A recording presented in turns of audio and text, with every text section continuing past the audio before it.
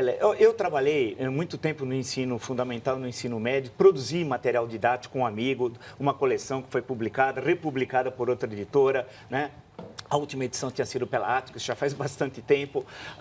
Corrigi vestibular durante muitos anos, fiz questões, acompanhei a discussão pedagógica, trabalhei 30 anos na universidade e na área de história, especificamente uma parte desse tempo na área de história, né?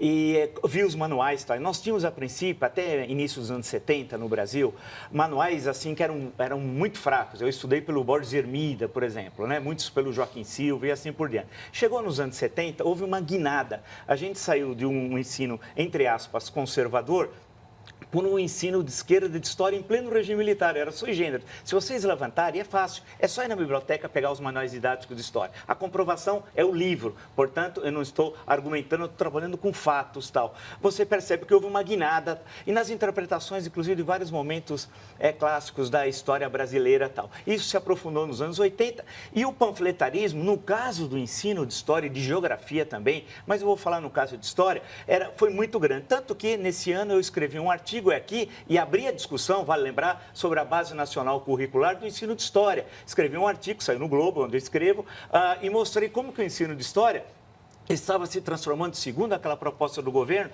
que foi abandonada, eu espero que seja, que não tem conserto, que ela é uma porcaria, desculpe usar essa expressão, que era panfleto, nós não tínhamos nada de história europeia, não teríamos história antiga, não teríamos a história da Idade Média, a história medieval, moderna, contemporânea, não teríamos Grécia, Roma, nascimento do cristianismo, a formação das monarquias nacionais, Revolução Francesa, as inglesas do século XVII, Revolução Industrial do século XVIII, em suma, nós teríamos Brasil indígena, história da África Negra, tal. Isso é panfletarismo absoluto. Tem manuais, eu estudei os manuais de história uma época e levantei, eu lembro de um, publicado por uma editora, não vou falar qual é, mas o cidadão colocava um quadro e uma legenda embaixo assim, depressão, 2 pontos, manifestação típica do capitalismo, como se a depressão tivesse a ver com o capitalismo. Se você olhar hoje os livros de história, e se quiser, nós podemos fazer esse exercício na próxima segunda-feira.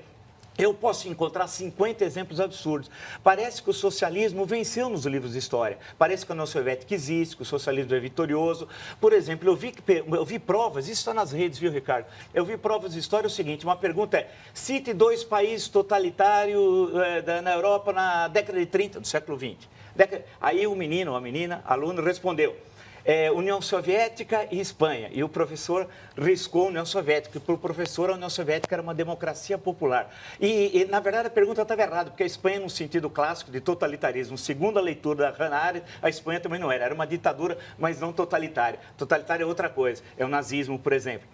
E não franquismo, que é outra coisa, outra variante de outra formação histórica. A grande questão é que o panfletarismo tomou o ensino de história. Então, a questão, se a pergunta é certa ou errada, o aluno tem de responder segundo o ditame do professor.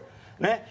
Os exemplos são terríveis, que nas universidades vocês não imaginam. Então, a questão que se coloca, é claro que eu também acho que não se resolve, eu concordo com você com o projeto de lei no Senado, não se resolve tendo uma legislação, se resolve de outra forma, com a participação da sociedade na discussão.